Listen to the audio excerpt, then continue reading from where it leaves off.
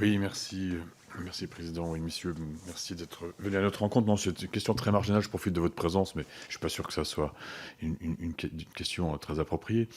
Euh, Comment vous voyez l'avenir de vos métiers, en tout cas du paiement du médicament, dans cette évolution inéluctable de médicaments de thérapie innovante qui seront essentiellement des biothérapies avec des coûts absolument faramineux? Comment vous envisagez ça? Et puis, comme vous m'avez titillé sur l'histoire, j'ai toujours un peu mal à comprendre, et puis on va se dire tout là, sur les produits dérivés du plasma, qui est un vrai problème, me semble-t-il, de santé publique actuellement, si j'en crois les associations, en tout cas d'utilisateurs, que j'avais eu l'occasion de croiser, puisqu'il y a effectivement des problèmes d'approvisionnement.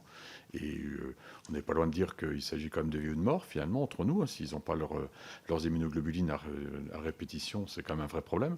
Donc moi, j'ai compris, parce que il y a un acteur français, mais j'ai compris que cet acteur français, de toute façon, à ce stade de son évolution, n'est pas capable de fournir plus de 30% des besoins.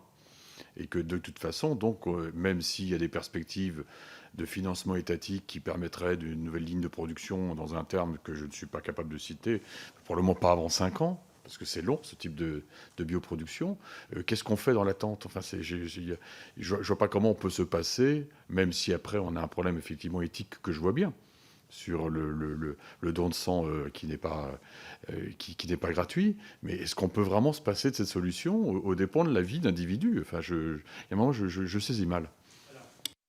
Je voudrais vous rassurer, les immunoglobulines dont on a besoin, on va les trouver. Voilà. Je souhaite dire à tout le monde, bon, depuis 6 mois, on en cherche. Comment? Non, mais attendez. Non, mais je peux vous assurer, enfin, je pense qu'on va les trouver. Et je suis raisonnablement optimiste. On va régler la question de court terme. Et chaque mois, on réglera le court terme qui est devant nous. Mais fondamentalement, assez curieusement, moi, ce que j'ai compris, c'est qu'on a la matière première, on dispose d'un certain volume de matière première, mais on n'a pas les capacités pour qu'elle soit traitée. Voilà.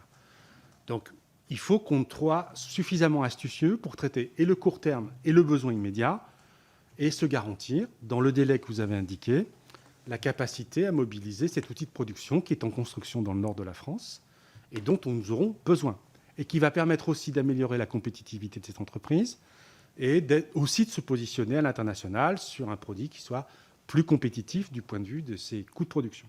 Voilà. Donc ça, c'est moi la réponse que je peux vous donner aujourd'hui. Ça nous occupe tous les jours, et tous les jours, on cherche, etc. Mais assez curieusement, depuis qu'on s'est mis en chasse d'immunoglobulines, on en trouve tous les jours. Et on en trouve qui viennent d'assez loin, hein, de l'autre côté de la planète. Voilà. Donc ça, c'est pour la question de l'immunoglobulin. L'autre question, c'était, pardon. Ah oui, l'innovation. Bah, écoutez, l'innovation, je pense que le meilleur exemple qu'on puisse délivrer aujourd'hui, c'est l'exemple de Gilead et de l'hépatite C. Voilà.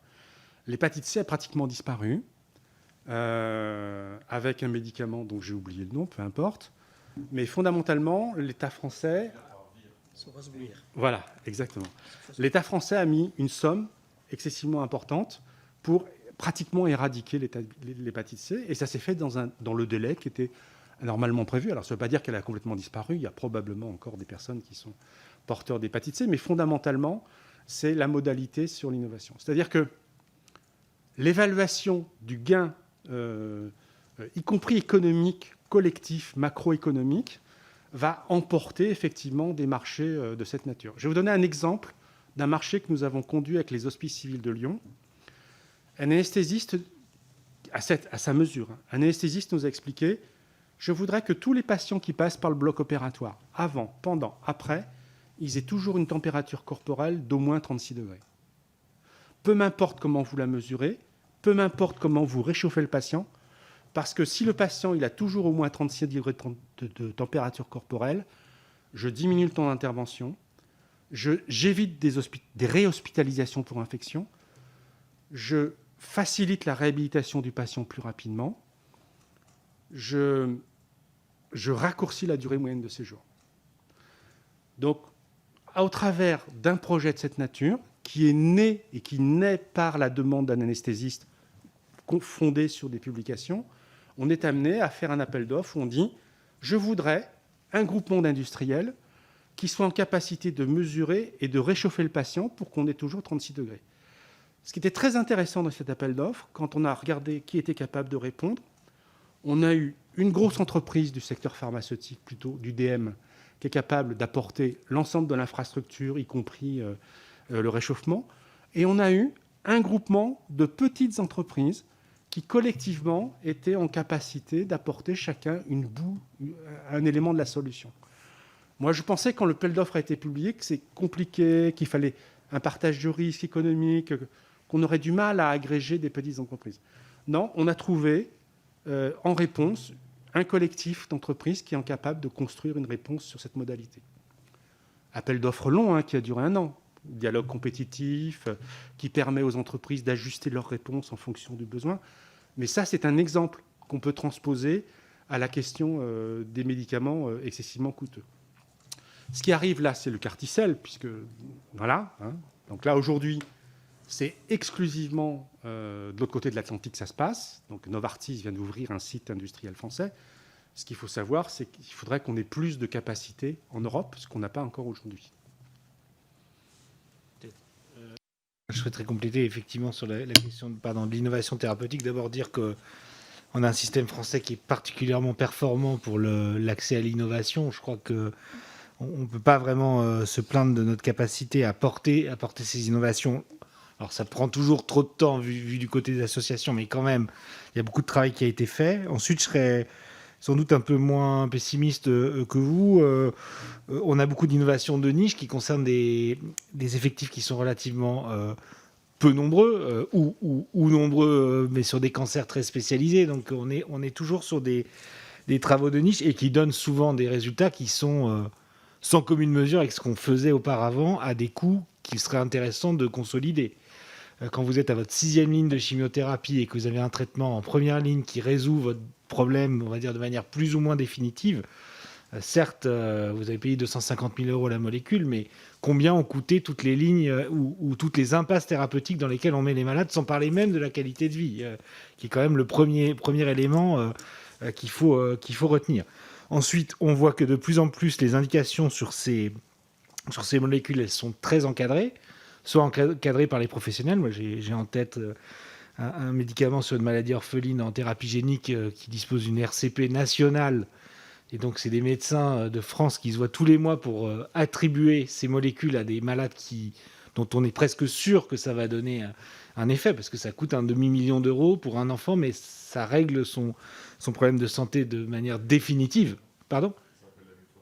Oui, c'est exactement. Donc, cette RCP, elle fonctionne très bien. On est inscrit, on est enrôlé. Et ensuite, on a un dispositif sur des pathologies qui sont un peu plus fréquentes, qui sont tests compagnons ou un certain nombre d'éléments qui nous permettent d'encadrer quand même ces éléments. Et ensuite, mais avec toutes les limites que ça a, il y a aussi un travail autour d'un paiement à la performance. Alors, l'Italie s'y est testée sur quelques molécules concernant le cancer. Elle s'en mord les doigts, puisque est-ce qu'une journée de vie en plus par rapport à la moyenne vaut 100% du paiement de la molécule ? Moi, je n'ai pas d'avis sur la question, je ne suis pas médecin, donc je ne risquerai pas à ça, mais il faut trouver un modèle d'intéressement à la performance sur le traitement de la maladie. C'est-à-dire que si on engage des frais extrêmement importants, il faut qu'on dise au laboratoire, s'il y a 2/3 d'échecs, on ne va pas payer 100% pour avoir 2/3 d'impasse thérapeutique. Donc il y a des choses comme ça qui commencent à évoluer, et je pense qu'on est capable de financer une partie de cette innovation, modulo le fait que le reste des médicaments moins innovants restent dans des tarifs qui soient soutenables pour pouvoir soutenir cette innovation qui coûte aujourd'hui en France 1 à 2 milliards d'euros, il me semble, mais qui apporte un service qui est considérable. Oui, une relance, M. Bertha, puis ensuite juste la vous fin pour le rapporteur. réfléchissez sur le caractère pluriannuel du paiement. Alors ça, c'est une question qu'on s'est jamais... Enfin, moi, je me la suis jamais posée, mais... Il y a quelques propositions des laboratoires concernés qui, effectivement, nous disent on pourrait étaler... Il y a 2 pistes de travail, effectivement. Il y a le paiement à la performance et il y a des propositions qui sont faites, qui sont discutées, je crois, au niveau CEPS, où on paye 100% de la molécule, qui tourne autour de 300 000 euros. Et puis, en cas d'échec thérapeutique, il y a une reversion ou un avoir sur le traitement suivant pour notre patient de l'ordre d'un tiers. Donc là, il y a des discussions qui sont en cours. Et puis, effectivement, il y a cette possibilité d'étaler. Oui. C'est une piste.